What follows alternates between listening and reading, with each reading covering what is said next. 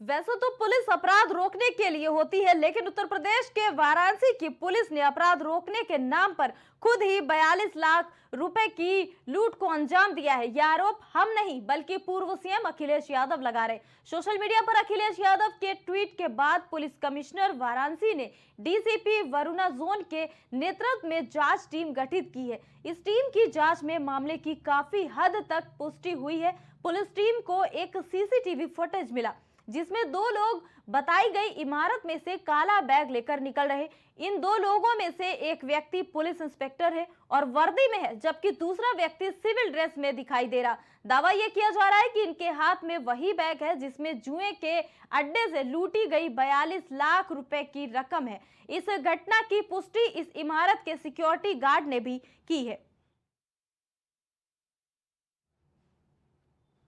उन्नाव के सदर कोतवाली क्षेत्र के किला चौकी के अंतर्गत जेर खिड़की मोहल्ले में एक इनकम टैक्स के अधिवक्ता के घर 3 बदमाश क्लाइंट बनकर आए। कुछ देर बातचीत के बाद तमंचे के बल पर घर से नकदी समेत गहने लूट कर ले गए। घटना की जानकारी के बाद एसपी समेत तमाम पुलिस बल मौके पर पहुंची और मामले की जांच पड़ताल में जुटी और मामले के खुलासे में एसपी ने 5 टीमें लगा दी हैं। यहाँ पे इनकम टैक्स के लॉयर हैं जयदी साहब, उनके घर पे ही 3 लोग इनकम टैक्स के ही क्लाइंट बन के आए थे और फिर यहाँ जो इनका ड्राइंग रूम है उसी में वो बैठे, थोड़ी देर उन्होंने वार्ता की और उसके बाद ही इनको जो तमंचा दिखा के इनका जो कैश था लगभग 1 से 1.5 लाख जो बताया इनके द्वारा और जो ज्वेलरी के कुछ आइटम्स थे वो लेके गए हैं और इसमें 3 लोग थे। बाकी इसमें जो पुलिस के द्वारा इसमें टीम्स लगाई गई हैं, हमने 5 टीम लगाई है और शीघ्र ही हम इस घटना का अनावरण सुनिश्चित करेंगे। और बढ़ेंगे अगली खबर की ओर, जो कि सुल्तानपुर से है, जहां पर अखिल भारतीय पूर्व सैनिक परिषद का प्रांतीय सम्मेलन आयोजित हुआ। प्रदेश भर से आए पूर्व सैनिकों के बीच मुख्य अतिथि के रूप में पहुंचे हैं प्रांत प्रचारक रमेश जी का संगठन के महामंत्री रेवती रमन तिवारी समेत पूर्व सैनिकों ने जोरदार स्वागत किया। कार्यक्रम की अध्यक्षता परिषद के अध्यक्ष मेजर जनरल राजीव पंत ने की। आपको बता दें कि पूर्व सैनिकों को संबोधित करते हुए रमेश जी ने कहा कि भारतीय सेवा का गौरवशाली इतिहास रहा है। कार्यक्रम के संयोजक रेवती रमन तिवारी ने आए हुए थे और सभी सैनिकों को स्मृति चिन्ह और पटका देकर उन्होंने सम्मानित किया है। सेनाएं बहुत से हमारे चैलेंजेस जो होते हैं, चुनौतियां होती हैं, उनको सामना करती रहती हैं। ऐसी चुनौतियों का सामना करने के लिए भारतीय वायुसेना ने अपने फॉरवर्ड एरिया में हमारे कुछ अहम जो सैन्य अड्डे हैं उन पर फाइटर बेस तैनात किए हैं। उन सभी फाइटर बेस पर मिसाइल और गन वगैरह लोड करके बिल्कुल रेडी ऑपरेशन के लिए रेडी अवस्था में रखा जाता है, जिसे ऑपरेशन रेडीनेस प्लेटफॉर्म कहा जाता है।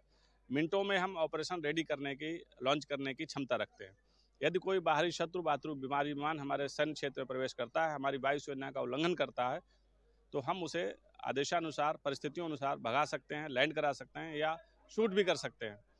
इन्हीं परिस्थितियों पर काम करते हुए मैं अपने फाइटर प्लेन MiG-29 पर एयरफोर्स आदमपुर में सन 2006 में एक MiG-29 फाइटर को मिसाइल और गन से लोड कर रहा था और बिफोर फ्लाइंग मैं उसे रेडी कर रहा था। पूर्व सैनिकों की प्रमुख चुनौतियां अधिकांश जो है वो हम लोग रिजॉल्व कर पा रहे हैं। ऐसा नहीं है कि कोई ऐसी मेजर प्रॉब्लम्स हो, लेकिन कुछ भी आवश्यकता पड़ने पर हमें किस तरह से तैयार रहना है, उन तैयारियों के बारे में डिस्कस कर रहे हैं।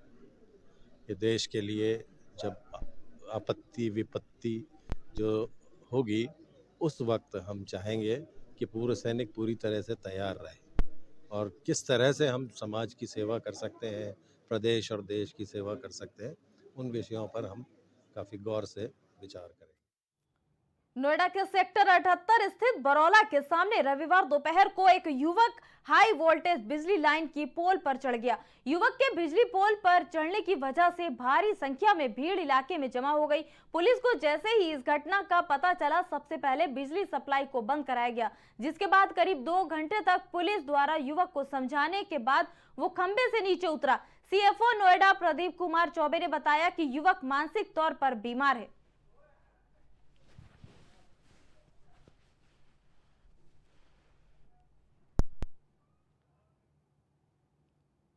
और प्राइम उत्तर प्रदेश में अभी के लिए इतना ही। बाकी तमाम खबरों के लिए आप देखते रहिए प्राइम टीवी।